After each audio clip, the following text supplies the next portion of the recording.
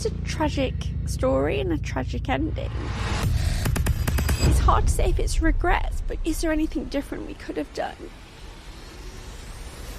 Nicola Kilner, co-founder and CEO of DECIEM and The Ordinary. This is the unthinkable, inspirational, and tragic story of how she built a $2.2 billion empire.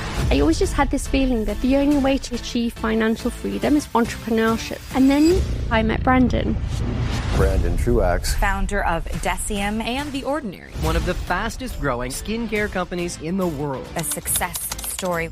The minute it launched, we couldn't keep it in stock, producing 400,000 units every single day and valued at $2.2 billion US. It truly happened what felt like overnight. And this is really where Brandon's behaviour started to change.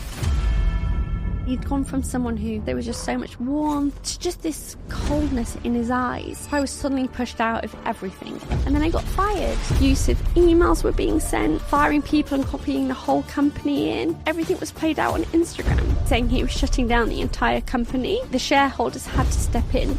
But then things just seemed to keep spiralling. And I don't know what to do to help him. We've got breaking news right now of the founder of DECIEM has died.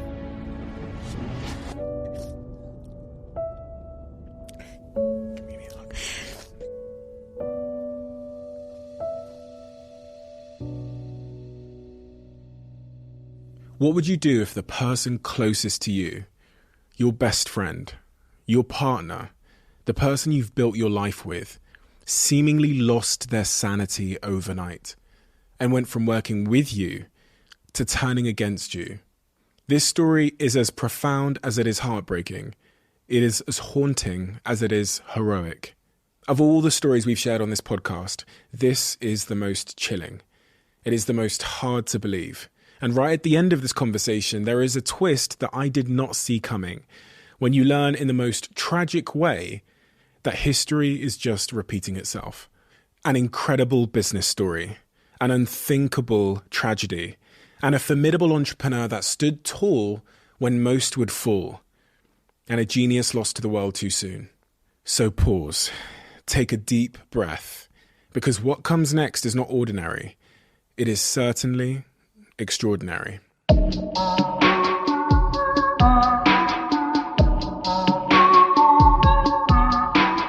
Nicola, paint a picture for me.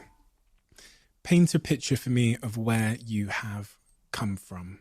So I think quite a traditional, because mum stayed at home, so she did do the cooking, the cleaning, and just a very caring, she's just with my children today, and it makes me so happy because I know what kind of mum she was, and just knowing that love that they're going to have.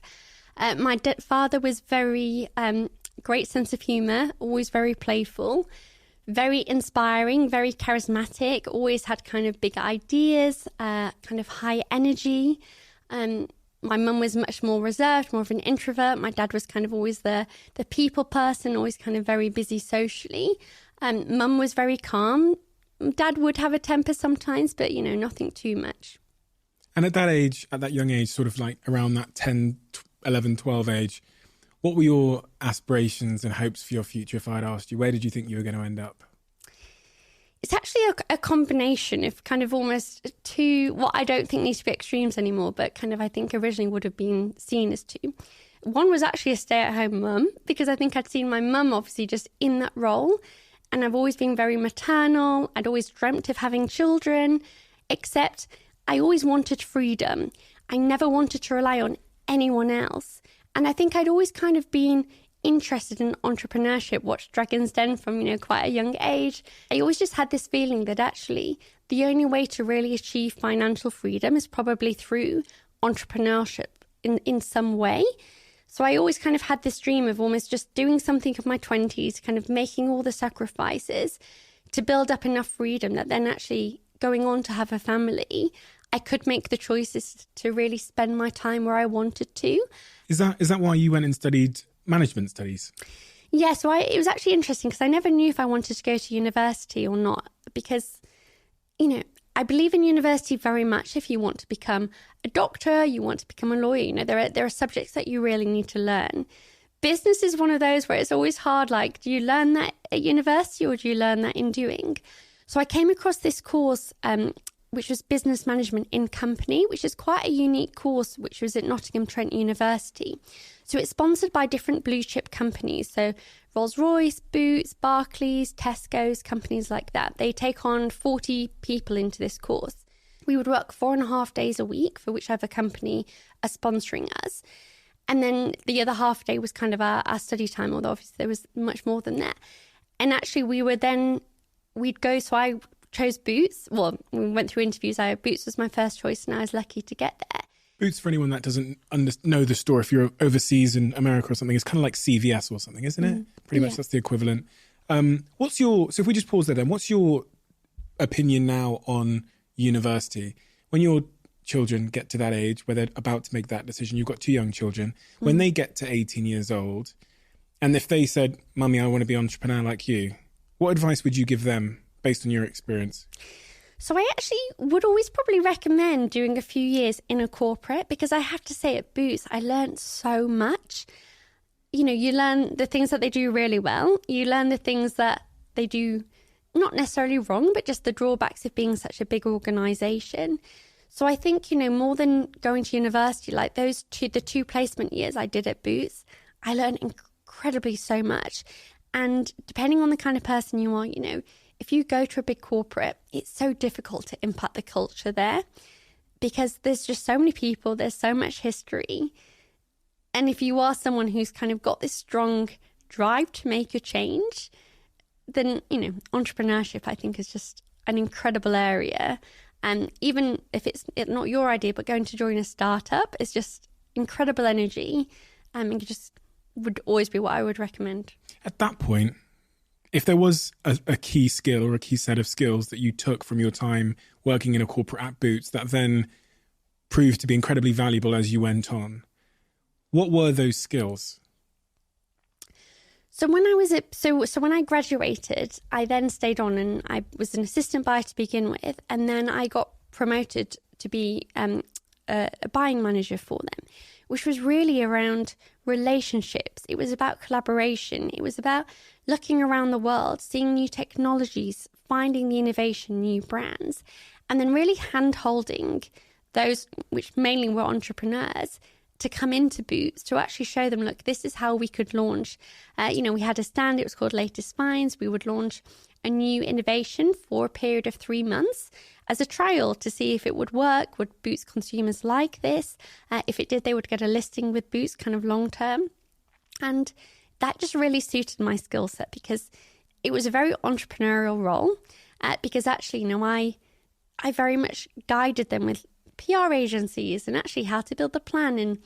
And, we used to have this saying of like launch and love, because actually it's one thing to get a listing at Boots. It's another thing for your product to actually be picked and taken off the shelf. Like the listing is just the first thing, you have to drive consumers. You have to have that entire plan. And I think it was just a really good way of actually learning from working with supply chain, working with finance, doing the checks, with legal. Can we do this? What can we say? It was a really good sense of actually working with so many different departments and actually starting to understand, I think, consumer goods, learning demand, learning how to create it. So I feel like that role was created, which really just suited my skill set incredibly well. And I'm very fortunate for that. And then that's also how I met Brandon. So actually it had a huge impact in obviously my next stage too. And Brandon was a business he had a business you were maybe looking at? Yeah, or? So he was with his previous business, which was called Indeed Labs. And we launched a couple of their products through this program, Latest Finds. So I'd worked with him and I remember, and actually this sounds alien now, so many years ago, but you couldn't check your emails when you left the office. So often every morning I'd come in and I was dealing with a lot of international entrepreneurs. So I'd always come into like an inbox full of emails. I always remember looking for his name because his email was always so full of energy. He always signed it off, smiles, Brandon, just someone whose positivity, his passion just kind of really shone through, that I'd always go straight to his emails, kind of open it. And, the launches that we did with Brandon and Indeed Labs were some of the most successful we did through the innovation program. And he was just, when he used to come to the Boots head office in Nottingham, it was bouncing off the walls with kind of this infectious energy. And I remember just from the day I met him thinking, gosh, I always want this person in my life, because he just had this aurora and just someone who you knew wanted to actually also make the world a better place and kind of really cared about doing good and doing things differently. And at some point you start having a conversation with him privately about launching a business, your own business, and then he's launching his business, right? Yeah, so I remember he suddenly left Indeed Labs. Now, Indeed Labs, he founded it. It was a rocket ship. It was kind of doing super well. And I remember getting this message from him that he left and just being like shocked, as in like, what has happened? So then when he was next in London, I met up with him. And obviously he told me about his reasons for leaving. He was going to do this next thing. And I'd always kind of had this viewpoint of wanting to do my own business. And ever since I worked in beauty, I found that, I always had friends, family, everyone asking, what's the best mascara? What's the best foundation? And just how we'd go to TripAdvisor, to look at kind of ratings and reviews for restaurants and hotels. I wanted to create the same thing for beauty that actually ranked the products. So I told Brandon my idea and said, I want to do this. What do you think? Do you have any advice? He told me he wanted to start something called DECIEM, which was from the Latin word for the number 10. It wasn't designed to be a beauty engine at that time. There was a beauty concept, but there was a technology concept, there was a food concept, so kind of just lots of different ideas generating, but with this viewpoint of doing 10 things at once. So we said, why don't you come in, help do DECIEM with me, and I'll help do the beauty, we went on to call it Beauty Wise with you. So then obviously I made the decision to leave Boots, which obviously I was at the age of 23, 24. And I remember telling mum, and everyone's like, oh, you're in a really good business, you've got a good, you're already achieving things. But I just knew that I wasn't meant to be there forever. So I left 10 years ago, and then it was the start of DECIEM. I've got to say, this idea of doing 10 brands at once seems like it's counterintuitive to anything you might read in a business book that speaks to the importance of focus. Was there any sense in that, in your view? So in actually our office in Melbourne, we used to have on the wall, focus is overrated, because everyone does tell you not to do 10 things at once. And actually, there were so many benefits to doing 10 things at once. So first of all, it was this viewpoint of trying to create this ecosystem of, how do we have our own manufacturing, do our own comms in-house? Because, and again, it takes funds to set up that ecosystem. But also, so many entrepreneurs, which I understand why they're in this situation, but so many entrepreneurs have to outsource everything. They go to the PR agency, they go to a lab, they go to someone to do your R&D. And then you're really just coordinating all of those efforts rather than, so it was a privilege we could build this whole ecosystem, because then at the table, everyone's sat there, everyone's generating ideas. And again, if I think around doing comms in-house, it's a lot for one brand to pay, but if you've got 10 brands, suddenly you can look at it as 10% of everyone's salary. If I'm flying to Australia to meet a buyer, well, do I want to present one brand or do I present 10 brands? And also just this, area of, you don't know what's going to, until if you're in consumer brand, until it starts selling, you don't really know what's going to be. You can do all the research and all the insights in the world. Until something gets traction, you don't really know what's going to work. So it also just set up this incredible structure that we could fail.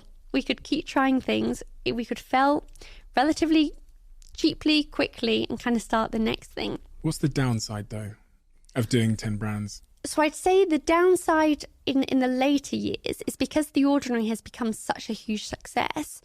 When The Ordinary took off, the other brands got pushed aside, because it's very difficult if you have one brand that's really driving such a huge portion of your revenues. When everyone is, facing high workload, that always gets prioritized. So then you end up ignoring the other brands versus if they had a dedicated team. And it's something now we want to actually restart our incubator engine. And actually, the only way we can do that is by having a dedicated team to that. So there are downsides. I think the other thing that made a huge difference for us, because we didn't have much money as a startup and we obviously wanted to hire all of these people, we couldn't afford experience. So everyone who was hired was pretty much straight out of university, straight out of college, just applied for their first job. And actually that meant no one really had preconditioned ideas about the beauty industry, about the way things should be. Everyone was approaching it just with almost a very practical viewpoint. And I think that made a big difference too, with actually this, how do we think differently? How do we do what others aren't doing? It was almost never something that had to be discussed because people hadn't worked for the other conglomerates for all the years. Mm. Soon after you become co-CEOs with Brandon. Yeah. I always think about co-founder relationships and, people being yin and yang and what the kind of right balance is for co-founders. In your case, the way that you came together was quite unique. It wasn't necessarily, there wasn't an initial interest in being co-founders. You were both going to do two separate things. Mm. You then kind of got drawn towards each other. If I put your personality on this side and Brandon's here, what are the differences? How are they complementary but also uncomplimentary? So Brandon was eccentric. Yeah, it sounds like it. He was, I'd say we were both very passionate. He was a lot more eccentric and I'm a lot more calm. I think would be a big difference. But I guess also from a skill set, he was so into the, like he was a genius when it came to science. He was a tech person originally. So he came from things with he didn't understand grey. It was black and white. And actually that was quite a good way to actually approach the science, I think, behind beauty products. He was at times short-tempered. I'd be the kind of smoothing things out and he would kind of be a little bit more hot-headed. But again, I think it was, a startup culture is not for everyone. But for me, those first few years were incredible. But he also just had this amazing way of making things fun. Like when we would plan trips to go on meetings, he would be prioritizing which restaurants we were going to, where's got the best ice cream, what are we going to go and do here? And actually the work was something that came alongside it. He also had this, he had this philosophy. He wanted to build a family. He'd had, a troubled upbringing. I think he'd always, he'd actually had this pattern, I think, of always leaving a business when it kind of just went on the verge of success.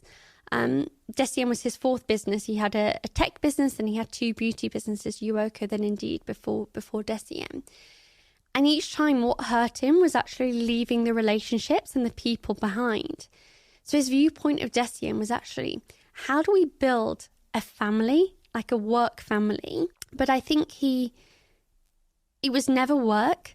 And I think that's what so many of us felt. Weekends, evenings, like we wanted to be doing DECIEM because we were all friends. We were all eating together. We were going to Niagara Falls on the weekend. We were going to a theme park in Toronto. Like we were just having fun whilst we were doing everything. The part you said about he wanted to build a family because he had a sort of troubled upbringing. I'm trying to understand there how his upbringing, you believe, shaped his perspective on how you assemble a company. It sounds there like he was building the family he might not have had, or there's clearly some attachment challenges there if he wants to sell the brands but not the people. Yeah. And again, the heartbreak associated with leaving these companies was all about losing relationships. A lot of that speaks to something that must have happened early. Yeah, so I think it was around building a family of, he never wanted anyone to leave him. And he wanted DECIEM to be a place of belonging. And actually, even now we have belonging as our kind of North Star. Like the most important thing anyone in our team should feel is that they belong at DECIEM. Whoever they are, whatever they believe in, like there is a place for them at DECIEM. And I think that really comes from this like sense of family. And I think, and again, like I even look at my husband's world, I do think startups, because you're working in a very intense environment, it does build relationships far deeper than, I ever experienced at Boots and that I think would exist in corporates. So this sense of family, I think, we would have taken a bullet for each other. And I think even now, like within DECIEM, we're 1,500 people now, but we still have so many of those early team members. Sounds like a cult. It is, but actually a very happy one. Say that, yeah. This morning I did a talk and I said, listen, I'm going to say something here which might get me in trouble. I'm like, you've got to scale from a cult. I was like, I always have to disclaimer it and explain cults are really bad, of course, and they manipulate people. But this is not what I mean. It's that sense of dedication. We're all in this together.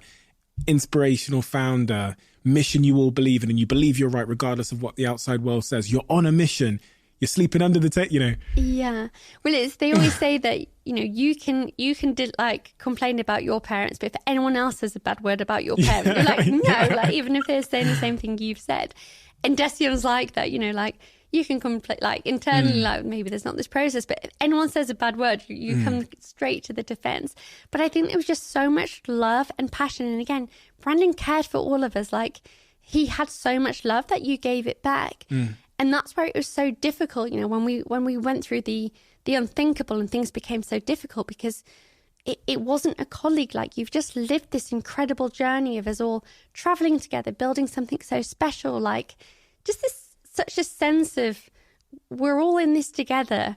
Like even when times are hard, like we've got each other's backs and things may not work out, but actually let's just have fun, let's learn things, and let's just keep trying. Like let's never be afraid to fail, and let's just do it together. People hear that and they see the outcome. So everything you've described there is the outcome. You've got this great culture, people are dedicated, they're loyal, they're on this mission.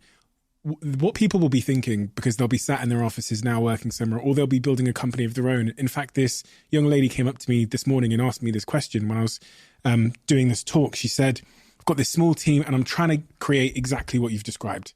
That kind of real dedicated kind of cult-like company culture where everyone's in it. How does one create it? It's actually quite difficult to explain how it comes together, because in many cases, from what I've observed, it's not necessarily intentional. I.e., it wasn't like a strategic, drawn up plan to make people really care. It was quite a natural thing that resulted in that sort of deep sense of care from the team members. I'll offer up one thing, which you said, which I thought was spot on, which people often overlook, which is fun. Yeah. People think, well, we'll give perks and this, but it's all the things that happen outside of the work that seem to do most of the work in creating that cult. And you come up with the best ideas when you're doing something on the weekend and you're not in that kind of Monday to Friday, 9 till 5 zone. That's when that creativity, I think, happens. And I think, you know, people spend so long in the workplace, and that's why it's so important that actually people enjoy coming in.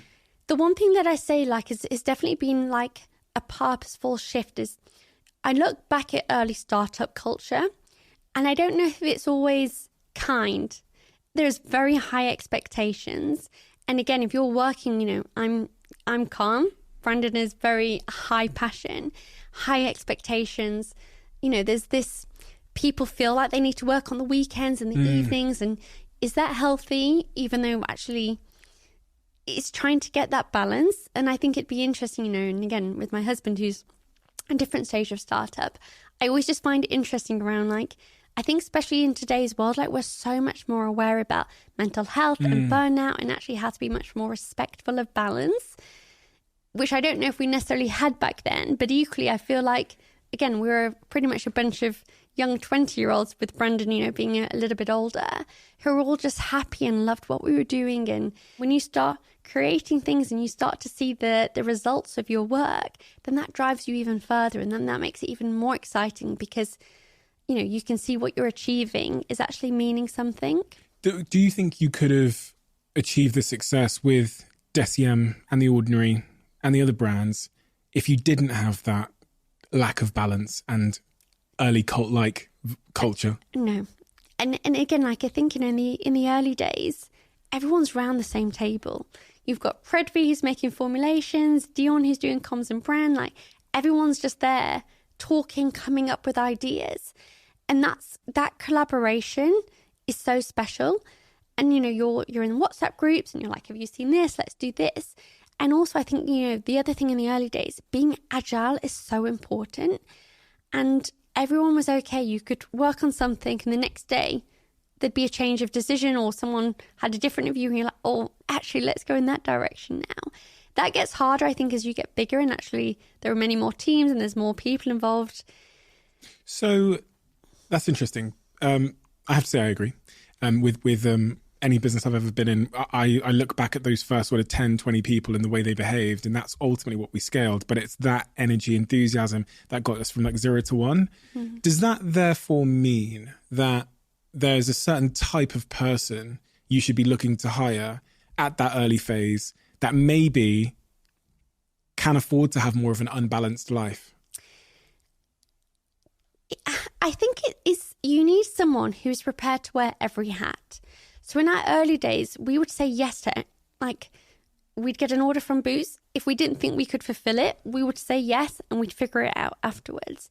And that would often mean Brandon, myself, like all of the, whoever was working in the office at the time, we'd go and work in the factory. We would pull all-nighters making the products. And, you know, back then, like I remember with hand chemistry, we had like a hand crimping machine.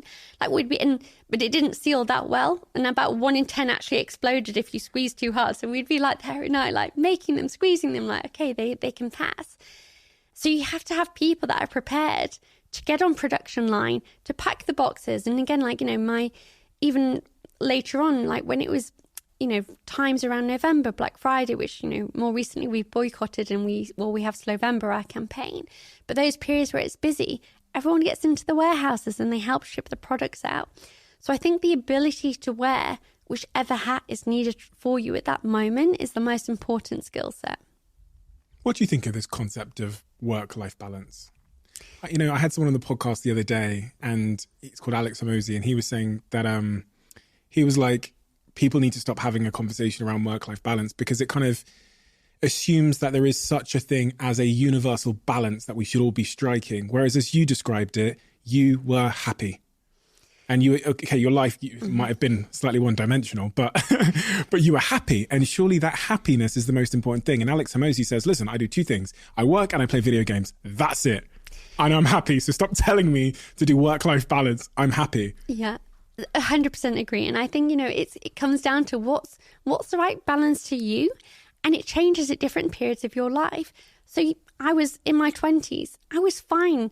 I might maybe sacrifice nights out and kind of doing other things, but I was so happy being traveling all the time, being in this kind of DECIEM bubble, creating all of this magic. And to me, that's such a powerful concept around how do we achieve balance at different periods of your life.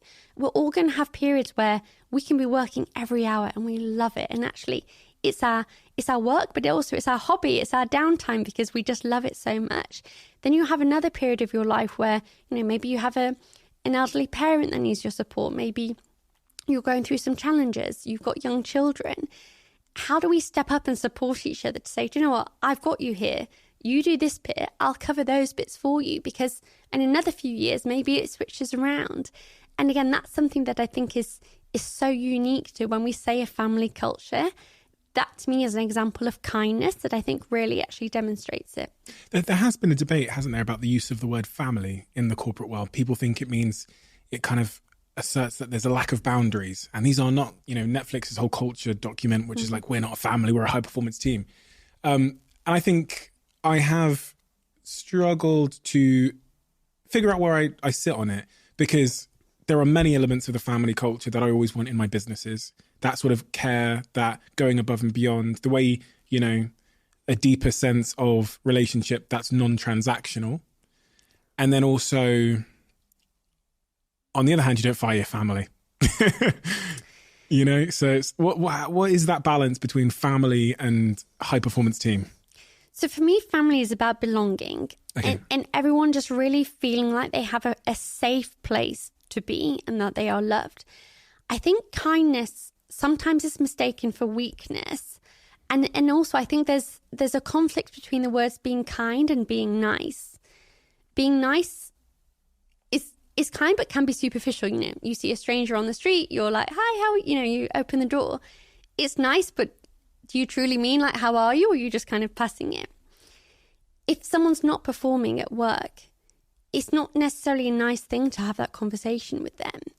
But it is the kind thing, because if your intention is to help them, and the help may be, this is maybe a different role that we see in the company, which we think you're more suited for. It may be that we think you need this coaching, this training to get to where you need to be. And it may be that, look, you're in this role, but we're not seeing the delivery here. We actually think the better option for you is outside. And now, when we've done terminations, you know, we've done things around like, how do we do counselling, where actually it helps someone to look for another career, depending on kind of what role it is and the reasons why we're leaving. Because to me, then that's a kinder way. We're actually trying to help that person. And the other thing, you know, our business, we were like kind of this, and we like had a rocket ship, kind of boomed, and then we came to a dimp just after kind of COVID. It hit me when I realized if our numbers don't pick up again, we're going to have to let people go, because actually that is the consequence of business. Like you're there to kind of do many things, but ultimately, like, one factor of that is to be a business and to make money. And if you start to not hit your numbers, ultimately, like, you can't lose money for long. People will start to say you have to save money. Where does that come from? Headcount. And I think that then hit me again that, okay, we have to perform. So to be kind to everyone, we have to be a performing team. So again, I think you can be high performing, but by being kind, I think you can make everyone feel safe and trusted. That again, if you have to make the hard decision, you're going to do it in the way to be as kind as possible and actually, you know, have the action to try and help. I heard you say something, which was that you're the least qualified CEO ever. Yep. You don't sound like the least qualified CEO ever. I guess you've been through some shit, so. I definitely am. And again, you know, you have to, I was there from the beginning, and being someone who can, you know, play a leader for an organization of 10 people, 20 people, 100 people is a very different skill set. To, you know, we are 1,500 people. We now have a majority ownership from Estee Lauder companies who are a public company. Our whole world has changed. And rightly so, because being a much bigger organization, we have to be far more organized and planning. And I wouldn't say those are necessarily my skill sets. And again, when, you know, the kind of dip I mentioned was a very difficult period, because we'd just been on this rocket ship of, you know, even when things were difficult, the one thing that we were always ahead of budget, targets, whatever anyone set for us, we always were just overachieving, which feels incredible when you're in business. Like if you hit numbers, then everything else just falls into place. And I remember, like, you lose confidence. And I remember actually saying to Stefan, who we report into at ELC, who's like an incredible person. But each time when I used to say, oh, like, you know, this is not going right. And I said, like, I'll resign. Like, I'm not the person. But Dad was like, I need help. Like, I was like, I can't do this. Like, I'm not the CEO who understands numbers in the right way, who plans. Like, I changed my mind. And again, like, you think about all the things as a startup, you can do things quickly, you can change. If you change your mind on a decision when you now have many more people working on it, you demotivate people. You become, chaos is fun in a startup. In a large organization, chaos can become demotivating. So then I was very fortunate that we did bring in a very incredible general manager who joined us about a year ago. And he has had such a transformation on the company, because he can't believe just the basics we didn't have in place. And because we'd grown so quickly, and it's now to get that balance between, you know, there's areas we don't want any experience but DECIEM's when it comes to like brand and innovation, our values, things that we are so passionate about. When it comes to supply chain and scaling and new markets, we need experience. So actually having the GM come in that actually could kind of take control of those, and then actually allow me to focus on the areas which I'm much more passionate about, which is the brand area, our people, culture, belonging, social impact. It's just made a huge difference to the business. So two things there. You offering up your essentially resignation from your role when things were a little bit tricky. It's giving me imposter syndrome. I like to think more just like a realist of... Have you ever had imposter syndrome? Because, you know, saying this quote here about being the least qualified CEO ever, what is... From a traditional perspective. For example, if I went now to, you know, another company with revenues nearing $1 billion a year with 1,500 employees, I wouldn't be a good CEO. Mm-hmm. I think I could be a good people person. I think I could help on values, on brand. Now, obviously, there's an argument of like a modern CEO, and I think especially there's no one more qualified for DECIEM than me because of the history. But when I think about just the pure metrics and the size of the business, it needed someone with some more experience. And again, I'm a big believer on, anyone who thinks they're the expert at everything, they're not. And I think I'm a good person at relationships and hopefully bringing people on for the journey, hopefully people feeling how appreciative and truly grateful I am that they choose to kind of be at DECIEM and give their all every day. But there are many areas that I'm not good at all. And actually having trusted people to support that is amazing. And I always do think myself more, it's kind of like the conductor of an orchestra, like being aware, except I'm not very organised. So the bigger you get, then suddenly you do need someone that maybe has got more technical skills. It's interesting because when I asked that question about the imposter syndrome thing, I immediately reflected upon it. And I thought, it's funny how imposter syndrome and self-awareness can sound very, very similar. And that's, in fact, from speaking to some of your team, one of the things they repeatedly said to us was about your self-awareness. And I even reflect going back early to your time at Boots where you were contemplating becoming a buyer. And the first thing you're doing there is saying, does that suit my skill set and what makes me happy? Mm-hmm. I mean, your team said it. They said your quote is that she isn't afraid to tell you, and she instinctively knows what her strengths and weaknesses are. But I think it's the only way to be authentic. Trying to be something that you're not or something that doesn't make you happy is not really good for anyone. And I actually think like authenticity in today's world, I think is a value that is one of the most important, because otherwise you get called out. It'd be crazy for me to say that I'm good at the finance piece. I'm not. It's not a strength. But we have an incredible VP of finance. We've got an incredible general manager that truly understands it. So I think actually just playing to your strengths and allowing others to play to their strengths is actually what brings the authenticity. I should probably read this. Your team said she delegates a lot and very well. She very instinctively knows her strengths and her weaknesses. She isn't afraid to bring on knowledge and talent for those weaknesses. Her team says she's incredibly self-aware, and also she is literally a ray of sunshine. How much did you pay Jenny in marketing? I'm joking. It was kind. 2017, you launched The Ordinary in 2016? Yeah, at the end of 2016. At the end of 2016. Mm. And then 2017 is The Ordinary's breakout year. Yeah.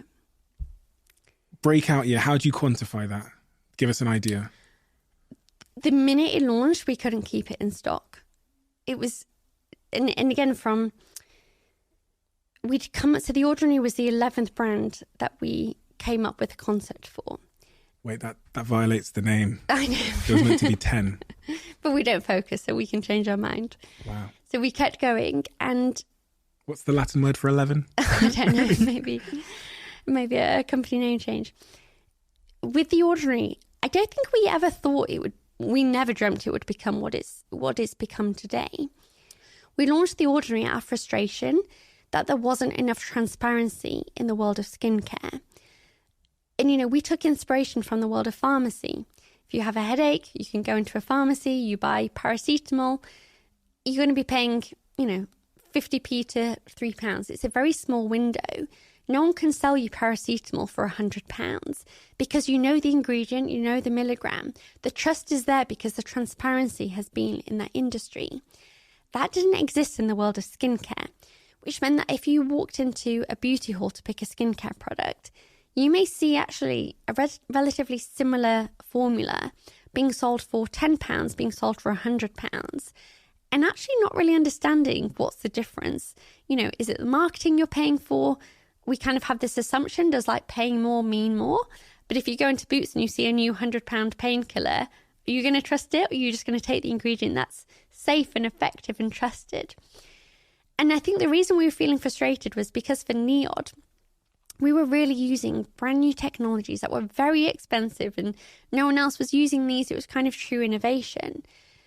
So we said, well, actually, let's take this approach of people, because again, some of the ingredients we use in The Ordinary, they may have been around for decades. That's not a bad thing. If something's been around for a long time, there's so much research done, there's so much safety. And again, just like paracetamol, aspirin, we don't always need new if you've actually found a solution that has incredible effects. We presented the concept of The Ordinary to two significant retailers, two of our, big partners now, who both said no to launching the brand. And this was when we were kind of still at concept stage before we'd even produce the first product. They said it was too confusing. White boxes will collect dust. You need to just rename the products to be anti-aging serum, radiance serum. Effectively just what everyone else looked like in the industry. And because we had this umbrella and we had different brands, it gave us the confidence to say no, because, we were doing okay for ourselves. Like, we could cover everyone's payroll. We kind of had traction with some of the other brands. So we said, no, let's follow our gut, which, again, is a privilege to be able to say that, because I know for so many entrepreneurs, cash flow is a killer, and it can be so difficult to say no to a listing that could be worth significant money. But we said, actually, no, we really believe that actually this transparency is what's missing in the beauty industry. So, The Ordinary launched, and it just honestly was a rocket ship that even today, and throughout our VP of supply chain we're producing 400,000 units every single day at the moment in our manufacturing in Toronto. We still have retailers. If you go into Boots, you'll still see lots of out of stocks on the shelf. Like, we still struggle to keep up with demand 6 years later since we launched the brand. And that it's just been an incredible story. But we look back at 2017, we knew we needed kind of more money to scale. So we started looking for investment. Which is how many months after launch? The Ordinary was like 3 months old. DECIEM was 4 years old. And again, we were doing okay. Like, we had some success stories, not anywhere near the scale of kind of where The Ordinary went to. We met with different private equity firms. There was like another huge conglomerate who we had lots of meetings with. And we ended up meeting with Estee Lauder companies in April. And it was 8 weeks from our very first meeting to the deal being signed, which was due diligence, negotiations, everything. It was, especially for a corporate with a board, a public company, it was just this huge energy. From the moment they came to Toronto, the kind of M&A team, then they were like, we need you to come to New York. We want you to meet Leonard. We want to meet you Fabrizio, our CEO. We want you to kind of meet this team. And I remember seeing Fabrizio, the CEO, who I have a huge amount of respect and admiration for. And the deal was done within like 30 minutes of meeting, because they just saw this, I think, the energy, particularly from Brandon. Like, Brandon and I were in the room, like just this creativity, this passion. And The Ordinary was just starting to kind of create these kind of rumbles. And I think they, ultimately they believed in the concept. They believed in what we wanted to do. So the deal signed in June. They became a minority investor. They took 29% of the company. And actually, with DECIEM today, we have had more time with ELC than without ELC. ELC? Estee Lauder companies. Okay. When acquisitions happen, I think companies go from 0 to 100%. We're at 70. They own 76% now of DECIEM, and it will go to 100% next summer. And actually, that process will have been 7 years, which actually is one, I think, quite forward. I haven't seen many deals like that done, I think, between kind of a startup and a larger company. But actually, it's just been this amazing different chapters of us both getting to know each other, learning each other's strengths. I think having a lot of respect for, where we need help and where we kind of need to be left alone. So actually, it's just been this really nice journey. And, DECIEM, we're in our 10th year this year. And 6 years of those, we've had the partnership of Estee Lauder companies. 29% they took. And it's rumoured the valuation was about 1.5 billion. In the 2021 investment. Okay, right. Yeah, it was, I think, valued at $2.2 billion US. And at that early stage, I'm trying to figure out, 4 years into DECIEM, Estee Lauder put some money in. What was the valuation at that point when they took the 29%? It had been about 160 million. Okay, Jesus. Okay, super interesting.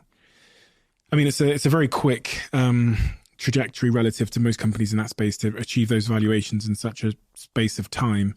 We move on then from 2017 to 2018. And this is really where Brandon's behavior started to change.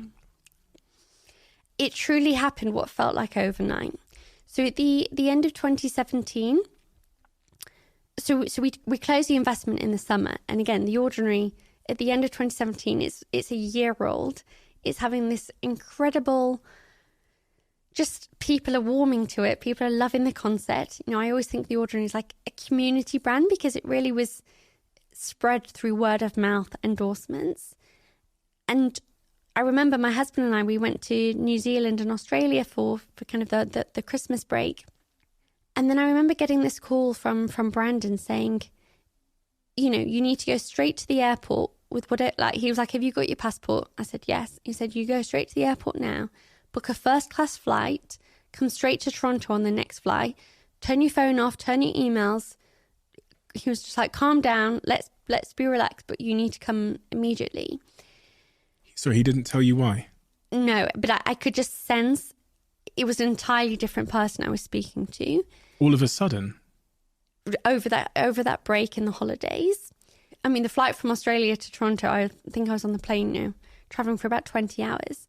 I cried the entire way because I knew something really bad was happening. And I guess so just kind of towards the end of 2017. And again, I have to say, Brandon is someone who he would have like one drink in the month. Like he barely drank. As far as I'm aware, you know, we spent so much time together, like wouldn't do drugs, was just he was high on energy and happy as just drinking Diet Coke and eating fries with ketchup type person. Towards the end of 2017, he'd become intrigued, I think, by magic mushrooms and just kind of this idea of, you know, can you access different parts of your brain? And again, this was just something like in Amsterdam where it's legal and it's kind of just this, almost just this inquisitive, actually, how does the mind work? And I knew he'd planned to go to Amsterdam over New Year to kind of experiment with some of his learnings on kind of mushrooms and in different dosages. And I'm someone who's quite anti-drugs. Like I've always been kind of, I like to be well behaved. I don't like to kind of break any rules in those senses. And I just had this awful feeling. And I came back to Toronto and he summoned, you know, around 10 of us to have this meeting in the distillery store, which was one of our DECIEM stores in Toronto that we closed for the day. And everything had changed. And it was just like talking to a stranger. He had this like coldness in his eyes. And he'd gone from someone who, you know, the second you see him, there'd be hugs. There was just so much warmth. You know, all of his emails would have hearts on. There was just kind of all of this love in messages and kind of just being, to just this almost kind of zoned out, cold person that suddenly almost felt like kind of just had this like, it's like he didn't understand. There was no understanding anymore between him and any of us. He spoke around things where, you know, we're too caught up now in the concept of time. So, for example, he said to me like the next day when, you know, we'd meet for coffee and, you know, our routine for the previous 4 years has been, he'd text me, he'd be like, I'll pick you up at 7 a.m. We'd go to a coffee shop, we'd get, you know, breakfast and head to the office. And he suddenly was like, there's no time anymore. I'm going to meet you in the coffee shop tomorrow, but we don't need to tell each other a time. We'll just be there when we're supposed to be there. And I remember finding it really hard because he truly is such a genius and a visionary. And this has happened so quickly. And I remember like ringing Sean and saying like, does he have a point? Like, are we too caught up in time? Like, is this just like, are we taking things the wrong way? So I had a lot of confusion just around that. How can something change so quickly? And again, this is someone who, you know, over the 4 or 5 years of being like insanely close to him, you know, I was going to Toronto at this point for like 3 weeks out of the month, and we'd have every dinner together, breakfast together, lunch together, every weekend together, and never seeing any episodes of mental health or anything changing. So suddenly have this drastic change of someone you loved, but someone suddenly who feels like he's completely closing the door to you and kind of pushing you out. This was an indifferent person who was angry, shouting, crying, scary. It was suddenly very cold to everyone. And then So where everyone's very confused, very upset. And then there's business things that start to happen that make no sense, that are actually quite mean. You know, cancelling a brand on Instagram, a big partnership we had done with someone, cancelling a retailer on Instagram. He went on Instagram and said to your following on Instagram that this brand's no longer going to exist. So before telling them? Yeah. So we'd spent all of this time with Dr. Esho building this brand. I know Dr. Esho. Yeah. And then it cancelled. Like, Tijon found out on Instagram with everyone else that this brand that he'd put all this passion and energy in was ended. Retailers were ended. It was just horrible. So I did challenge him. And what happened when I challenged him was I got a meanest response around how I just don't understand him, of all the people I should understand. Gaslighting. And just, yeah, and be like, you look back and like nothing was making any sense. And then I got fired because, again, and he wasn't technically allowed to, like, you know, you need board approval and all of these things, but there was no rational actions at this time. So this just accelerated so quickly. And then it's so difficult because then anyone who's trying to help gets pushed out. So then everyone's, and again, like in the background, like because it's all of these early team members, like everyone wants to help him and protect him. And everyone's like, what do we do? And you know, that's the hardest thing about, you know, mental health and drug abuse, which then like circle together. But ultimately, when it's affecting someone's brain, they can't necessarily recognize that themselves. And someone said to me, it's like you're speaking Polish to them. You may think you're speaking English, a common language. There is no understanding in that conversation of what each other is saying. And actually that did start to make sense. But it was just very difficult. And I think, you know, again, I got fired in February, so like a month into this. And it'd been the worst month of my life, like truly like horrendous, like so emotionally difficult. What happened in that break? Do you know? Have you got any suspicions? Yeah, I think he was very curious, and I think he took everything to an extreme. And I think he'd been reading a lot around psychedelics and kind of how to access different parts of your brain. And I think he experimented a lot during that break. And do you think that triggered some kind of psychotic episode? Yeah. So on that point about being fired. Yeah. How were you fired? I knew it was coming. What? How? Why? Because I'd gone from being, we were inseparable, to I was suddenly pushed out of everything, excluded from conversations, emails. He came to London. He was in London at the time when I got fired. And again, when he'd landed in London, from the minute he landed to the minute he left, we would be together. And I barely saw him. How did that feel? So hurtful, because hurtful and confusing and just really hard. And I guess you have like a whole team who are like, what's happening? Everyone is scared because it's a very strong personality who now could take anything anyone in the team said the wrong way. And kind of, someone could be at the end of quite, you know, an explosion of anger, which again was never there before. So it's just a very difficult situation of one where you don't even understand it, which I think is what makes it so hard.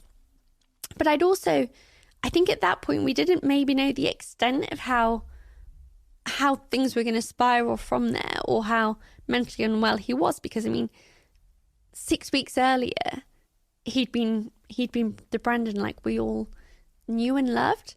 So it was such a quick turnaround and change. And I remember getting a call from the person who ran our HR at the time. And I remember just saying, like, I know, like, he wants to fire me. And obviously she said, yeah. And then, and I remember just like crying my eyes out. And actually at the time, the person from Estee Lauder Companies who was on the M&A team, who was based in New York, he was in London at the time. And I went to meet him. And I remember just saying, like, I'm scared because I don't know what's happening. And this is someone who's just entirely changed. And I don't know what to do to help him. And I remember then, you know, the confusion of someone's now acting It doesn't matter what agreements are in place. This is now someone acting irrationally. But we've got to act in a certain way because it's someone who is so unpredictable in the way. And again, I think at this point I hadn't really realised how bad things were going to be. And, you know, part of you thinks like, maybe it is me, like, maybe I'm not the right person to be there anymore. And maybe for whatever reason, like, he thinks I don't believe in the vision or things have just changed. My husband, who's like the most supportive person in the world, but also very calm, takes such a like relaxed approach to anything. Like nothing is a problem to him in his world in a very positive way. He like booked us a holiday. He was like, let's just get away. And like, you know, it's been like a very hard month. Right now, Brendan like doesn't want you. We can't change that. So let's just focus on just like taking a moment just to kind of reflect. And obviously I'd always wanted children. We'd been married for a few years at this time. I'd never wanted them whilst I was in like the busyness of DECIEM because I wanted the time to enjoy being, you know, a mum of young children. So we were like, let's try and have a baby. So I got pregnant in the March. And a month later. Yeah. And but then at that point things were spiraling with Brendan, and you know, abusive emails were being sent,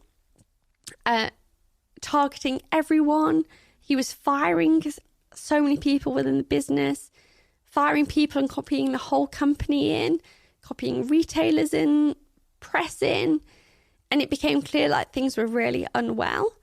And I remember, I think being about 6 weeks pregnant, and I was being targeted on like some of these emails, and I remember thinking, if I tell him I'm pregnant, because I know he's so kind, that maybe he'll like leave me alone, or it might like impact something. And then he announced it on Instagram when I was like 6 weeks pregnant. Again, when something like that happens, you know someone's not rational. Like, no good human being does that to someone. And then it became really hard because I was still in this situation of loving him so much, wanting to help him, feeling just not knowing what to do. Also having like the company and like having everyone still coming to me asking me like, what should we do? Because you've got someone saying things that make no sense and being, you know, he was just very, very unwell. So I was still trying to like help people in the background, keep things going with the business. Obviously, you know, trying to be in the early stages of pregnancy, which now obviously the whole world knew. And it was just really, really hard. And I remember when he first got sectioned, feeling such a sense of relief that he was finally going to get the treatment he needed to get better. And it was actually in London when he got sectioned for the first time. And then he was out 5 days later. And then that was the start of, you know, over that 2018. He got sectioned 5 times across London, across Canada, across America. And each time would just get released a short period after. And then that's when I started to almost kind of, you lose the hope of like, how can we help this person when he keeps getting into these terrible, like, you know, to get sectioned, you're in a terrible situation for authorities to actually come in and remove you for your own safety. But then this would just happen again, and it's almost like there wasn't even a connection between like the countries and the medical systems and kind of like how that all works is confusing. But he asked in the June, you know, he was sending me videos crying and just saying like, I need you back. I don't know what I've done. Like, I'm so sorry. And I remember feeling like I can't help if I'm not there. Maybe if I'm with him, maybe I can help him. So I went back, and the first week I went back, we went to Morocco because he was like, you know, we need to plan, like we need to get the business thing sorted again. And actually it felt like a normal-ish conversation. So I remember feeling like, you know, maybe things can get better. And I remember the week in Morocco, just things were worse than ever. Things had got even worse in that time I'd been away. And it's a helpless situation. And I have so much empathy for anyone who, or one, the people who struggle with mental health and addiction, but also for the people surrounding them, because it's a very toxic environment to be in.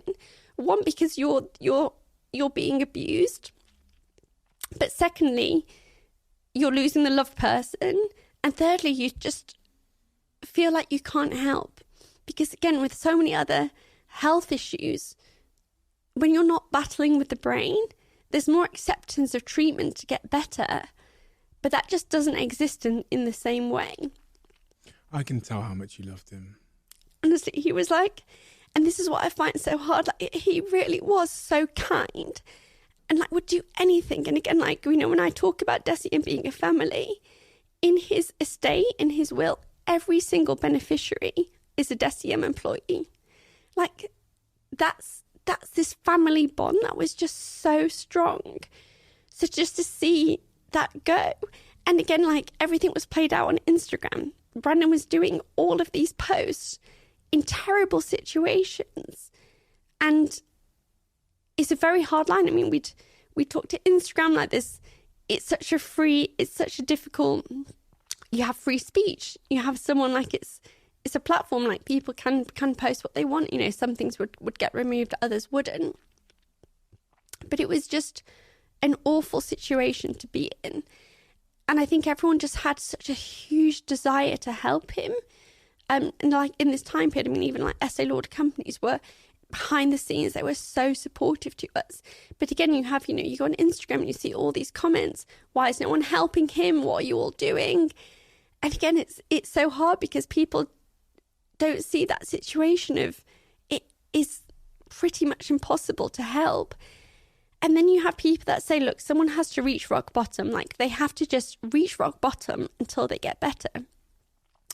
So then in October, Brandon had done an Instagram post basically saying he was shutting down the entire company and there would be no more DECIEM. And obviously that was the point when the shareholders had to step in, because suddenly, you know, I think at that point we had 800 employees. Like, there was everyone's jobs on the line. And again, you think, look, maybe this is the kind of bottom point he needs to reach to actually understand he needs to get help. So that's when the court order happened to remove Brandon from the company, which again is an incredibly hard situation because no one wants to remove the founder who they care so much about. And, you know, a founder who is such a visionary and is the brand, like, to feel like he is being forcibly removed from his own company is very difficult. But you've also got a situation where everything was public, so every email sent had the whole company on CC, had all the journalists, had all of our retailers, had customers on. Instagram posts were obviously going to everyone. So you're also living this out in public, which I think also makes it a lot harder. So in October, he got removed as the CEO.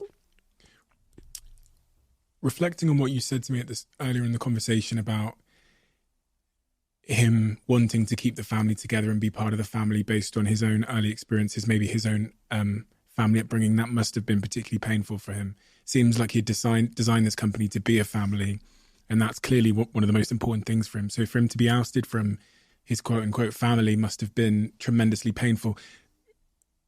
Did you ever learn about his early years? Did you ever learn about his own background, his family?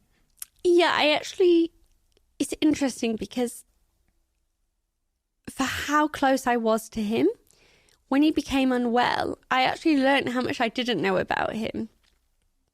And I think, you know, I think he had a lot of challenges of never feeling accepted for who he was, which makes me so sad because me as a person, and especially like the DECIEM that we have now, like, we truly accept anyone and love anyone. It doesn't matter like who you choose to love, where you're from, like, you belong to us, and like, we are grateful. If you want to be part of the family, you are the family. So I find it hard that he never felt that he never felt like he could be his true self which I think I only learned more when he became unwell. How? Like he'd had this incredible life partner for 10 years that I didn't even know about. A romantic partner? Yeah. A husband? A boyfriend? Pretty much, yeah. And again, like those things when, I mean, that's a big thing to hide from someone. Why was he hiding it? Well, I can only think that was him feeling like he wouldn't be accepted for it. And I mean... Because it's a man. Yeah. And I mean, well, in the world today, but I mean, especially the beauty, like, it's... I'm so proud of the diverse team we have. Like, he would have been so accepted. But I mean, he was from Iran. I think he maybe just had... Well, I don't know. I can't say the reasons. Attitudes are different. Yeah. But he clearly never felt like he could share with the world who he truly was. And I mean, that's a huge thing to carry. What about his parents? So his mother died when he was very young. And I think he had a challenged relationship with his father. But again, I only learned a lot when he became ill. And I also have a battle with, if he didn't want to tell me, he didn't want people to know. So there's kind of a balance of, you know, I have so many things that, gosh, I wish I could ask him. What are those things? About his childhood, about who he is, about why he felt the need to keep things secret. And then also just to understand, because, you know, people say to me, did he have any signs of mental health challenges before? And again, it depends what you consider traits of mental health. But no, I mean, he was eccentric and he was, you know, high intensity and many things that I think are traits often of founders. I mean, I would love to understand more. Like, how do we support people with mental health? Because again, I mean, for someone to be sectioned 5 times... Why was he sectioned? He would just be in very bad situations. Police would come and get involved, and then... Drugs, mental health. And again, it's so hard to diagnose. Cause and effect. Because, yeah, they both kind of spiraled each other quite dramatically. He was doing meth in the UK, I read as well, and then he got arrested for... Yeah, and again, my limited understanding of drugs, but I think crystal meth is about as bad as it gets, I think, in many ways. So then in October, he got removed. And again, I remember feeling like maybe this will show him, like, be the push he needs to get help. But it wasn't. Things just kept spiraling. And again, what's so difficult in these situations is, at this point, I think he's pushed pretty much everyone away who really loved him. And he's now, because you have to remember, he also had funds. He had, you know, resources, which meant, you know, at this point, was now flying private jets everywhere. And he was kind of surrounded by people that I had never met before and who I don't think were particularly good people for him to have around.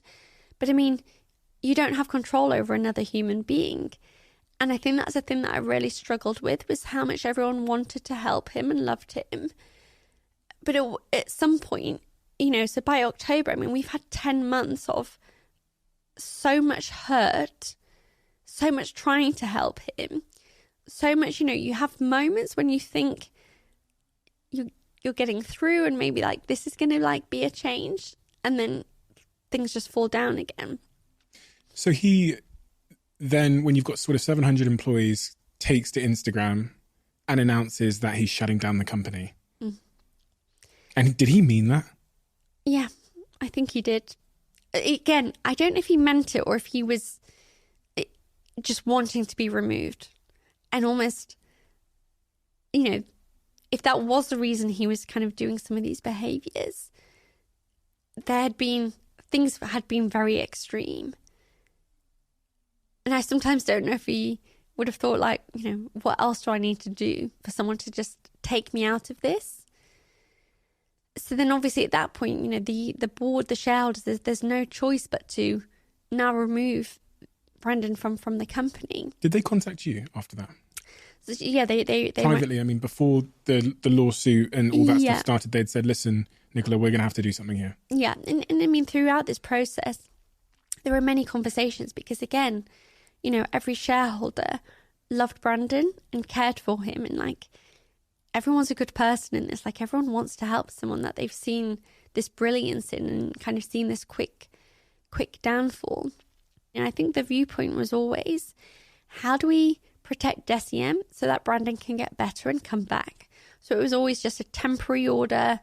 And obviously they rang me because it would name me as becoming sole CEO in kind of the interim period. And again, I had this thoughts that maybe this is what is needed for him to actually get the help. Because sometimes they say, you have to lose everything to hit rock bottom to then be accepting that you need help. But that didn't happen. And I think when the court order happened in October, which is 3 days after he announces he's shutting down the company, or was it more? It was a very quick period. I can't remember exactly, but yeah, I think it was within days. But then things just seemed to keep spiraling. And obviously, at that point in October, I was 7 months pregnant. So I remember I had like one last travel before I was at the kind of no flying stage. So I went to Toronto. And actually, the first thing I did was bringing back a lot of the incredible team members that had gone during the period of 2018. So I need to pause there because that's pretty astounding. You're 7 months pregnant. The founder has been ousted by a huge, multinational billion-dollar conglomerate. And you're thrust in as CEO of the company of 700 people who have just gone through chaos. What do you do day one? So assemble the team. So, the key people who were incredibly close to Brandon, who had also been fired and kind of pushed out in all of this chaos, they needed to come back to the company because they were also co-founders. They were also people who had been there from the beginning, understood the values, and we desperately needed. I remember going for dinner with Steven and saying, I need you to come back. So Steven was our CFO at the time, and then we came back as a COO. And again, we just needed to get organisation because, in this period of 2018, you have to remember our demand for the products went through the roof because, there was a lot of noise around what was happening. And did it help sales? Massively, which is frustrating. But, because we had such good products, that was also in the conversation. But it was have you seen what's happening? Have you seen this Instagram? Have you seen this founder? I'll be honest with you. The only time I'd heard, because I'm not a buyer of the products, the ordinary products. The only time I'd heard about the brand was I heard a story when I was in New York. I think in 2017, 2018, when I was living in New York, about this founder that had hijacked the Instagram and was posting a dead sheep. He posted a picture of a dead sheep or something. And I remember clicking on. This is so funny actually. I clicked onto the Instagram to see what was going on. It's kind of being nosy or whatever. And I was like, that branding's cool. So for the last 5 years, I've known it from that first moment. But I remember thinking that branding is really on the money. Well, in 2018, the brand was only a year old. Crazy. So actually, many people's first interaction with the brand was probably through, being told, have you seen this person on Instagram? Have you seen this breakdown that's happening in public? So and I think that's one thing I find very hard is that Brandon was an incredible human being. He was so kind. He was such a visionary. He was so high energy. He truly was a genius that I find it hard that people didn't really know him from before. And actually so many people only learned about him through that period, which is very sometimes difficult to accept. But it is also the reality of just the situation and social media and the appetite for controversy that I think kind of exists today. When the lawsuit was happening and he was being ousted, was there a point during that couple of days, that period, where he called you? He became you couldn't reach him. He turned all his phones off. He didn't go to the court or he was obviously should have in normal world would have a representation and would he just vanished. It was just vanished. So you come into the office, you assemble the team, you pull the people back. Yeah, and again, so then for those next couple of months, we did hit Brandon would sometimes be parked outside the front of our office in Toronto. And again, you have to remember this is people who love him. But now there's a character who is still acting at times frustrated, upset. And it's just a very difficult environment to be in. You've got a responsibility now as CEO. You've got this guy parked outside the office. You're trying to focus the team. There's a guy parked outside the office who's capable of causing chaos to the company, to the team members, to the employees, really not, stable. Surely you've got a responsibility to call the police or something, or get him out of there. There's a conflict of interest. It's such a hard, because you try everything. And actually you have to remember as well, during this period, I was back in the UK. So actually it was even harder because, at this point I'm like 8 months pregnant, 9 months pregnant. So hearing this, but actually not being in Toronto to actually be there in head office with the team. And again, that's where Steven and kind of other members were incredible. And again, it's difficult because, Steven would like there'd be a conversation with Brandon, and then you'd get to the point where people would just be leaving out the back exit to kind of, because it's such a horrible situation. He's not doing anything wrong sitting in his car on the road. So it's kind of, you couldn't even ring the police unless he was actually acting abusive, but sitting in the car alone, like... Were you not worried? Everything was more just sadness of like how he would be feeling at that time. And then you just get frustrated at yourself because, I think we're so used to figuring out the answer, figuring out solutions. So then when you're in this heartbreaking situation of, trying to be nice, trying to be there, trying to ask if he's okay, being away, being distant, nothing works.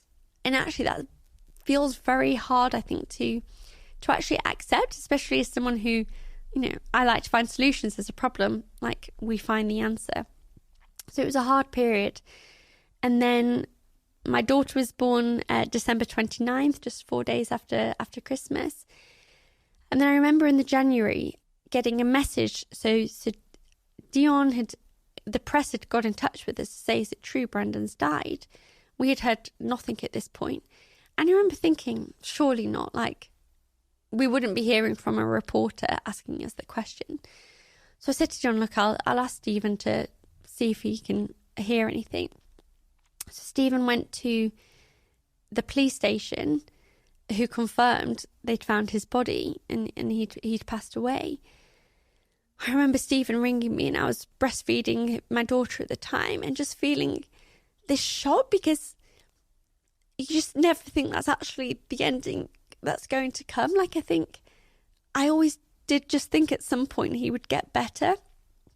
And actually not within a year, someone could go from like being the person you know and you love and who is normal and is in for them, to a year later that this such a fast downward spiral has happened that's kind of had that ending. And then I then realised that I don't think his partner knew. I don't think any of our DECIEM family, like no one knew other than that reporter. But if the press know, that means quite quickly everyone's going to know. So then having to go through this process of ringing his partner, ringing like the people that I knew were incredibly close personally to him, ringing Estee Lauder companies, like telling the people that had to know, and then quite quickly having the email drafted, because also, this press inquiry has gone to our general media at DECIEM inbox, which means the team are already knowing that this inquiry is out there.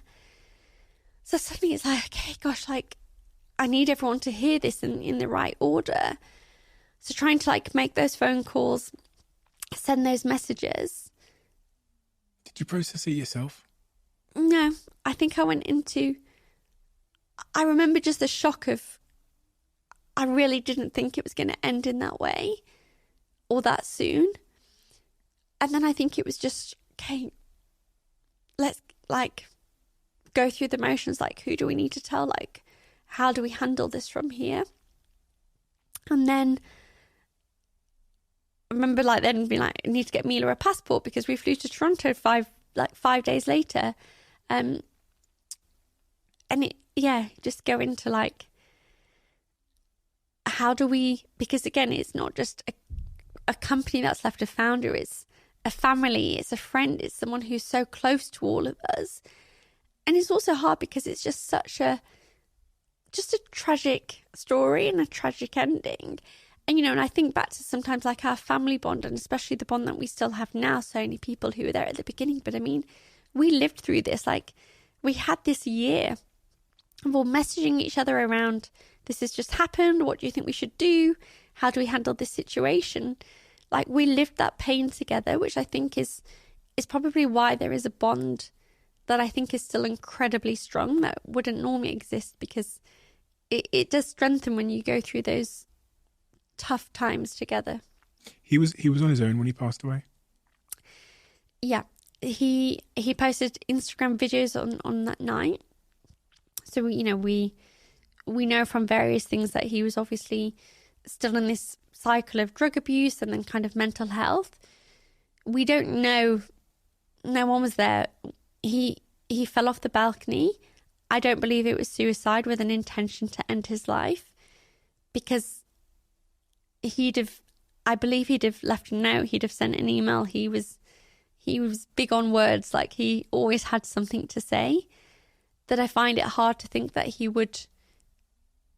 And again, even if it was videos, like there was always kind of communication coming from him, that I find it hard to believe he would purposefully end things without having a last kind of voice in the world. But again, when you are in that situation, I don't know if he was sat on the edge and kind of felt it was a high floor apartment. There was kind of huge storms and winds that night. But I mean, none of us were there, so we'll never truly know what happened. As well as your job of sort of communicating this to your team and dealing with the after effects of his passing, when do you process it? This is someone you love. This is your friend that you've just found out has died. This is your co-founder, your former co-CEO, someone you've been on an incredible journey with. When do you have a chance to stop and just really work through the emotions? I actually don't know if I ever have, even to this day, because it's just hard when, DECIEM was so busy, because we've just gone through this year of turmoil where demand has gone through the roof, yet behind the scenes, people have done an amazing job at holding things together, but it'd also been a year of no leadership, kind of decisions being made in the wrong way, a lot of chaos there. So you suddenly have this situation of like, there's a lot to fix, there's a lot to sort out, and I'm not talking even from like culture and emotions, but just actually from like business practicalities, because this is a brand that's exploding with this kind of soaring demand, that's had this chaos, that now needs stability. It needs kind of all of this love put back into it and back into the team and people. And then obviously I also have a newborn baby at this time. So I feel like almost just that period since then, like things have just been so busy. And I'm just a big believer in like there are you pick the times in your life when you're ready to focus on something. And I know there's a period in my life I want to sit down with a psychologist and just go through everything that happened to have a better understanding of it. But I feel like it needs to be at the right time when I'm ready. And actually to really I'm someone that when I put my energy into something, it becomes such a big focus, and I want to do it right. And I know at the moment with everything going on, I wouldn't have the right time to dedicate to it. And also probably partly healing, like it's still, it'll be 5 years in January since he passed away. It's coming to a time when I think it maybe gets easier, but it's also still very raw, because I think it's hard to say if it's regrets, but you always have those feelings of, is there anything different we could have done? Because you feel so helpless about how things just spiraled.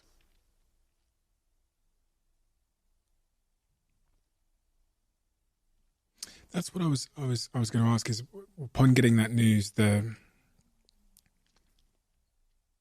people often talk about this when they talk about the passing of a parent or something. They look back on the relationship from a new perspective now, because as you said in your own words, you didn't ever envisage it would end that way. So when it does end that way, your perspective on the situation can shift to what you, as you said, thoughts of regret or words unsaid or things that maybe we could have done. And that can be quite, that can consume one's thoughts. Was there a lot of that during that time? I think because, the year 2018, I'd had a lot of reflections of maybe we weren't as close as I thought, because, if you could have this life partner and all of these things and not even feel comfortable to tell me, then maybe I thought we were this closest that we actually weren't. You start to kind of question those things. And actually the area which I then kind of got the comfort back that it was genuine and it was the love that I felt that he felt was when we got a copy of his estate, of his will, of his kind of last wishes. When it said around the decision on what should happen with his body, it first went to his partner of 10 years. And then it said, and in absence of that person, I want Nicola to decide what happens to my body. And actually that was a very comforting thing, because there's nothing more personal than to trust someone with, if something happens to me, this person can decide what happens to my remains. So that then actually gave me the comfort that it was genuine. It was a true love. He did see me as that, other than his partner, his kind of best friend, his partner, someone who was incredibly close, who he would feel like that was the right person to make that decision. So I'd kind of gone on this cycle of feeling, very pushed out, very targeted, very, maybe it wasn't all real. Maybe I was just a colleague and kind of it was just business, to actually know it was family, it was love. So I kind of had that reflection, and I think that gave me a lot of comfort. Do you miss Brandon? Incredibly much. It's quite lonely, because when you've gone from having someone where every decision you're texting, you're together, you're doing it together, gives you the confidence that you're going in the right way. So it's very difficult to lose that. And, it's like you go from a 2-parent to just 1 parent, and you feel responsible for this incredible child, but also a child that's growing very fast. And, you want to do the best by everyone.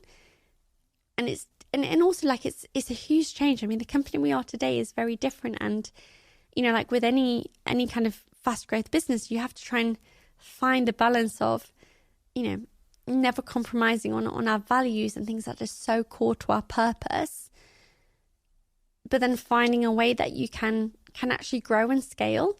And actually, when we, early years, we've never had a strategy, and it was kind of never anything that I thought we would do. But then obviously you grow to a size that you start thinking about these things. And it was interesting, because the first time we did strategy, I think it's worth pausing there and just highlighting what you've just said. You had a philosophy early on where you didn't have a company strategy. It was never planned, never have a strategy. That was your ethos? Yeah. Why? We actually, again, we had all of these slogans in our offices, and one was strategy is also overrated. Okay. And you need to be agile as a startup. And again, I think, a big thing, Brandon was a big believer in this. He always used to say, we've got to be the small rabbit running into the holes that the big elephants can't get to. And the big elephants obviously being the big conglomerates, because they've got far more money than us, far more resources. There is no point us doing what they're doing, but with far less. Let's find the holes. And part of that is, again, being agile. Again, you think The Ordinary was the 11th brand. And as much as we had elements of success before then, The Ordinary, it took 11 attempts to really get it right. Now, a strategy can't plan for that, because our strategy was to keep failing until we kind of got it right. Now, as you get bigger, it changes, because suddenly, you need to articulate things in a different way. But it was interesting, because when we did our first process of strategy, and obviously I'm still at this point was very on the fence of, I don't think we're a company that kind of needs a big document, etc. So it's quite nice, after we'd kind of had all these conversations, we came down to basically having our entire strategy was build growth, power good. That was the strategy, because almost it was, and again, I'm very proud that I feel like we're more than just a beauty company. We want to have a good impact on the world. We believe in making incredible products, but also having a good impact on the planet. You know, I believe the world of skincare is now a better place because there is more transparency, there's more awareness, ingredients like niacinamide. I think there's better price points. I think there is, you know, we talk about quality equality. And actually within skincare, I think that's something that now is much more accessible to people. So I believe like we are having a good impact. And I think that businesses can do that. And, you know, if you ever get the chance to come to Toronto, and, you know, I welcome anyone to come look around our offices, our production facility, because the warmth you find from people is unlike anywhere I've ever, I think, could exist. If I was to ask you then, again, we're looking there at like the finished painting. I want to know the colours that went into the painting.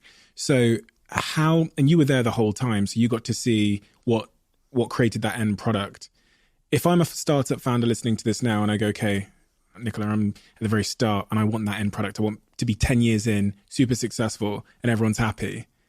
What are the most important things for them to understand, embody, and sort of implement into their companies? Just maybe like top line.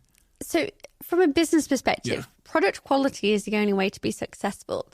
And therefore, I mean, the only reason we're now in a position where I think we can invest so much in sustainability, social impact, and people is because if we started with science, we made the very best product that people know they get results with, which ultimately has allowed us to grow. And again, it comes back to this: the more we build growth, the more we can power good. And this is a continuous circle that we're now in that I think is just, the bigger we get, the bigger impact we can have, which I think is very powerful. And then I think from a people perspective, I mean, any founder can now write the new rules. And again, for us, it's around like belonging. Everyone belongs at DECIEM. Like that's our North Star. Like we have so much work on how we make people feel belong. Why does that matter? I'm playing devil's advocate here, obviously. Why does that matter? Why does that help me be successful?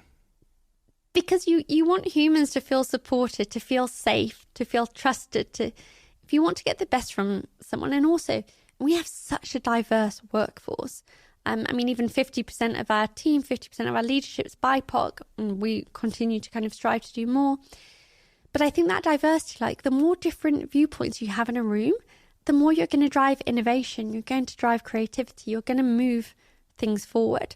And actually, a favourite quote I had of Brandon's was, he said, which I always just find fascinating, like people are skeptical and then one day planes do fly.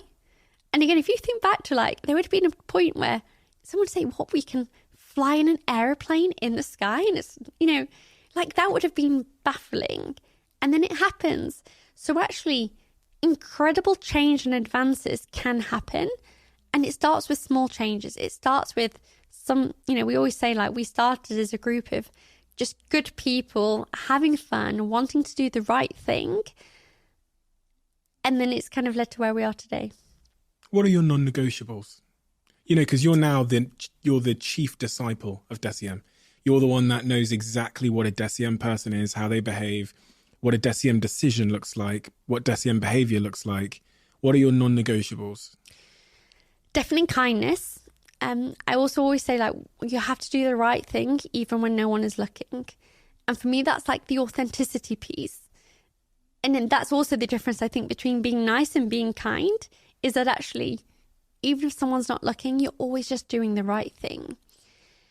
Caring about the small things, because actually the small things become the big things over time. So I think really nurturing that. And just thinking differently. And again, it's something where if you're taking inspiration from the industry or category you're already in, there's no point, because you're just going to end up doing what everyone else is doing. You need to take inspiration from everywhere but the industry and category you're playing in, because, you know, as I said, like The Ordinary, inspiration came from pharmacy, from healthcare. If we took inspiration from the world of beauty and skincare, we'd have just done what everyone else is doing, but with far less resources and kind of ability behind us. So I think where you take inspiration from is very important. I'm going to do a little bit of a quickfire here. I hate quickfires in interviews because it's so shitty and inauthentic, but I just want to make sure my stats are correct. How many staff do you have today? roughly? Just shy of 1,500. How many stores have you got? We've got 32 of our own stores. How many of the positions in your company are held by women? We're Roughly. over 50%. The vast majority of your products are still under $10? Yes, our best-selling ones are. Okay. You're the most searched skincare brand on TikTok. Yes, we're very proud of our TikTok virality. You're the most popular skincare brand in Boots as well. Yeah, I think that maybe on .com. Do you know how many products you sell a second? I love stuff like that. I lose track. Is it 2 a second? I've no idea. Oh, yeah, no. I don't have it written in front of me. I was just I curious. thought you had it there. No. I've No, I always read think with these stats. niacinamide it may be 2 a second. Right. Yeah. Looking back at the career you've covered so far, what's the advice that you wish someone had given you? Let me say the day you met Brandon. If I could have just ring, your phone goes, and it's you at 34 years old you are? 34 now, yes. 34 years old. And you got to speak to Nicola back then on the phone, 60 seconds. You get to give us some advice. Stay calm. Always find the positive in everything, because I think that positivity is what's infectious and actually makes other people believe in what you want to do and kind of can get you through the toughest times by just being calm, being kind, and just, have belief in the end game. Like, we're on this planet for such a small amount of time. Some things you can control, some things you can't. Life isn't fair. You have your own situation. And I think I've always found coming to things just with an air of calmness has always been the best way. Like, I don't get stressed out. And I think that's an important quality. It's not easy. Don't get stressed out. It takes a lot. What does your mother think of everything that's happened in your career? Incredibly proud. And I'm incredibly close to my mum. Like, I see her every week, and what's also been nice is she's travelled so much with me. She's so often my childcare, kind of looking after them when we travel, and Sean's parents, they're very close too. But yeah, I think she's just incredibly proud of how everything's turned out. And your father passed when you were... When I was 20. And again, it's very hard because probably see some similarities, I think, between kind of what happened back then and I guess just the uncontrollability and the ability to help the situation, because, up until the age of, when I was 18, like 2 years before he passed away, I mean, he was healthy, he was well, he liked to drink, but,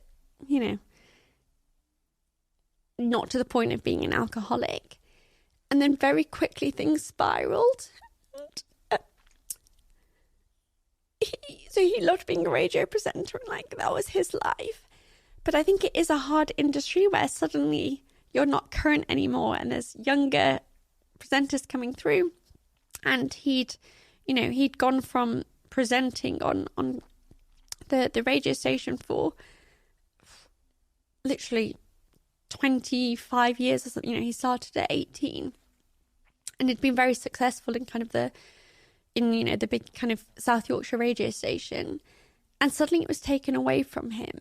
And I think that created just a spiral. And he also, I think, had challenges with his upbringing, and alcohol just became a coping mechanism. And again, I think it just, both times it surprised me how quickly it can happen. And again, with 2 years, my father had gone.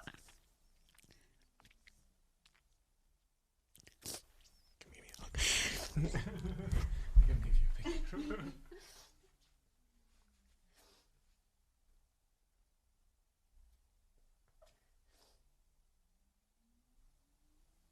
I wouldn't be a guest if I wasn't crying. My grandma died on Monday as well, so it's just extra whammy of all the emotions. You okay? But yeah. We're going to get you some tissues. Jack, have you got some tissues there?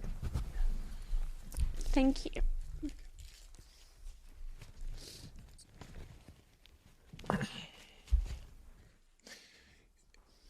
the conversation around addiction, we don't.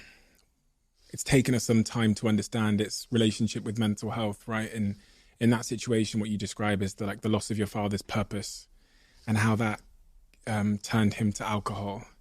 And then within a short period of time, I'm guessing there was an alcohol-related death. Yeah. When you were 20, the world it certainly wasn't in a place that's sort of 14, 15 years ago, wasn't in a place where it would have understood alcoholism in the same way. Were you able to understand the causes of your father's behavior at that time? I felt like I could understand it, as in the way of, I remember one of the doctors saying to us, because he was in hospital quite a few times, like, you have to treat this as a terminal illness, because even if he gets better, it's there and it can come back within the brain at any time when it's a severe addiction. Mm-hmm. So I think I kind of understood what was happening.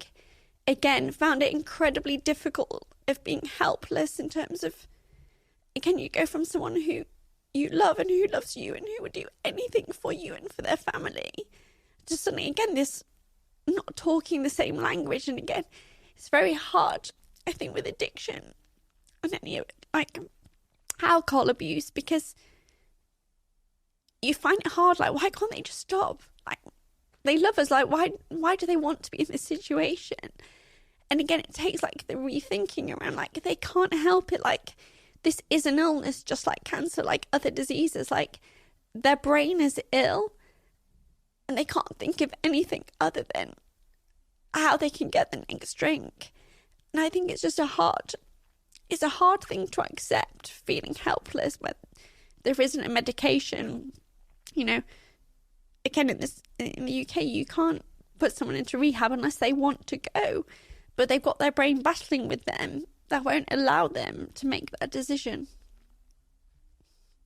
And when everything happened with Brandon, it was like history repeating itself again. You watched someone you love slowly slip away into... Yeah, it was... I guess one of the differences with my dad, he never became... He was still very loving and kind, even though, you know, he couldn't stop. Whereas I think with Brandon, it was... Things were much more... It was more anger, and it was kind of more... Yeah. My dad always still had the love and the kindness coming through, even when he was ill. Were you able to process that, your father passing? Did you take the time? Did you get the support? Did you have anyone there to speak to about that? Probably not really. I think I've always I just keep busy, and actually I'm generally a very like positive, calm, happy, like I truly have a high level of happiness in my life despite all that tragedy that has happened. And I get so much joy and so much love, and like I have so much support from my husband and my mum and my sister, and you know, some of the best friends in the world who've been my best friends since we were in school, that I've just... It's strange to go through everything that's happened, but actually still feel very just secure and loved. Which I think, you know, I often say this, like, despite what happened, I mean, I had 18 years of probably a very boring but very stable, loving, happy childhood that I think really does set the foundations for later life. And now we're here. And you've got a wonderful husband, you've got two gorgeous, wonderful, beautiful children that are happy and healthy, and then you've got 1,500 children at DECIEM who are doing just great as well. How are you feeling? Honestly, very privileged, very lucky. I mean, to be like 34 and feel like actually I've accomplished so many of my dreams, like having my children, having an incredible husband, having an amazing home, an amazing life together. And then also, like, I mean, how lucky that at 24, DECIEM came into my life. And I've met the most incredible people. I have best friends now from the company. I live in such an exciting world. Like, you know, I get to work with one of the best brands and companies in the world. And also, actually, I like to think influence and set the footprint for actually what business can be. Like, it can be a place where leaders can be kind.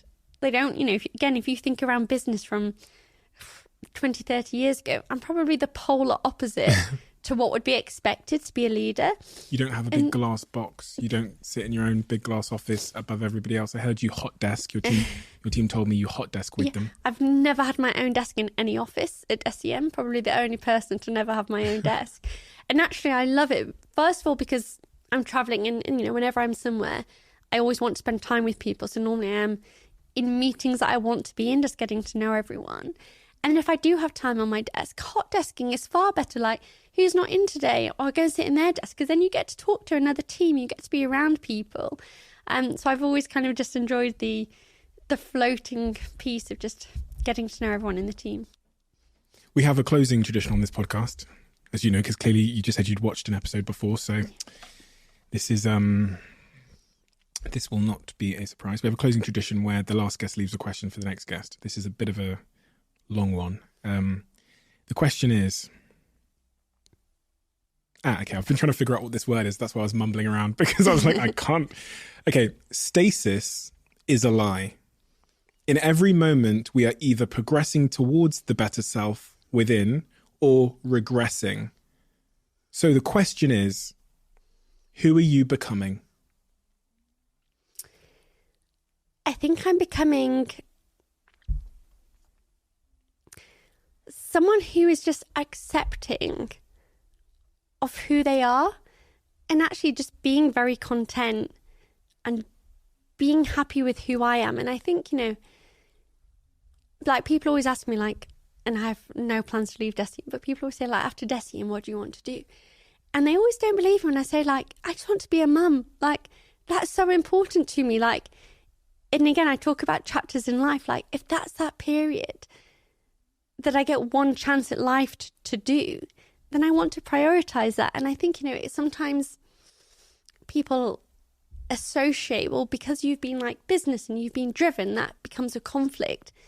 But it doesn't, because also I think the qualities that make me want to dedicate so much to my children and being a good mum are probably also what actually makes the culture what it is at DECIEM today. So I think just accepting that actually we're all unique, and I am very content at this moment in life. I feel I don't particularly have any regrets. I want to know more about if things could have been differently in this, you know, the bad situations that have happened. But I think because I've always feel like I've approached things with kindness, that I've been true to myself, that actually that's something that I kind of want to continue to be.